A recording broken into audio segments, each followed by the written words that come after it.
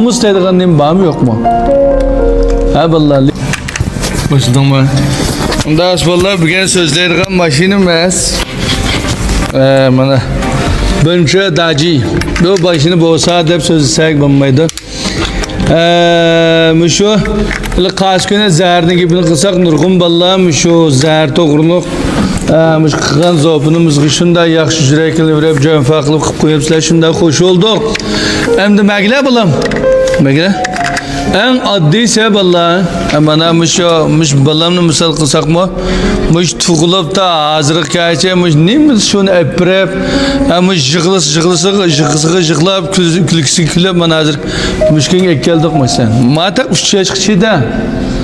Madem çeşidi, eğer biz 20 yaşçıgıça biz qançılıqan bedelli bilen müş balını aç közümüz asırğandek asırab çoğun qılımız. Demek ata-analarımız mı şunda?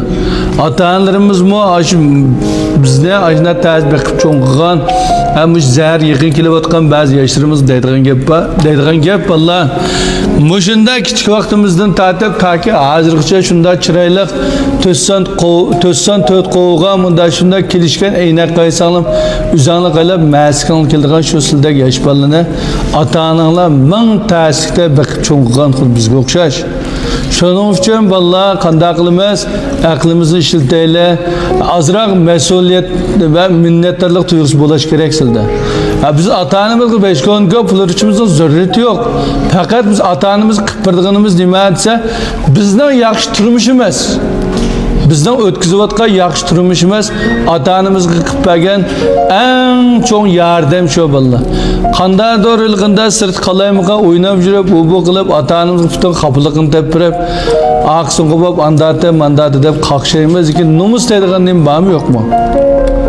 Ha vallahi lekin men şu zəhər çekidigan bazı o bo'lmuş yomon yo'lda maqdigan nurg'un ballig'imda diqqat qilsam bu balalar o'zi nachar emaskan, lekin atrofidagi ba'zi Allohning do'st birodarlari ani qilsang manda oladi, mani qilsang manda oladi deb shuni yomon yo'lga boshlaganlik uchun shu balalar bilib bilmay shu yo'l mengib qoladi ekan. Shunga balalar birinchidan aralashqa odamlar alohida diqqat qilishingni tavsiya qilaman. Ikkinchidan yana desam yana şomuş yeni çıkan zəhər o bunundan jirak turuşunu çin ko'nglimizni umid qilamiz. Şu mani qilib bakkan adaş, ani qilib bakkan, mani yeb bakkan degan vaqtda, şu do'stlaring shunda degan vaqtda siz ota-onangni ko'z oldingizga aytgansanglar bo'ldi. Ata-onam meni qanday beqib tas cho'ng qilgan, men ata-onamga nima qilib beraldim?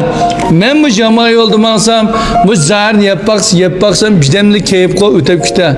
Lekin bidamlik keyipdan keyin umrlik pushaymonni o'ylab baqdimmi, agar mush ishdan men egizpaz bir ish bo'lib, hayotimni xavf etib qolib qolsa, ata-onam qancha bo'lib ketadi deganni o'ylasanglar, bu yomon yo'ldan qaytadigan gap chiqadi billah.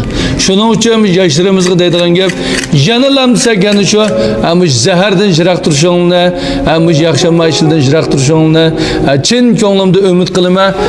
Mush mas'uliyat va majburiyat tuyg'usini yetildirishingni chin ko'nglimizda umid qilamiz, chunki sizlar hamon bir kun ota-ona bo'lasizlar. Shu chaqda ota-onaning qadrini tushungan chaqda ota-onalar bu chaqda yo'q vallahi. Shuning uchun mush jihatda alohida diqqat qilishingni chin ko'nglimda umid qilaman. Hammanglarning tininglarning salomat umringning uzun bo'lishini, shu ota-onaning tiningning salomat umrining uzun bo'lishini chin ko'nglimda umid qilaman. Rahmat.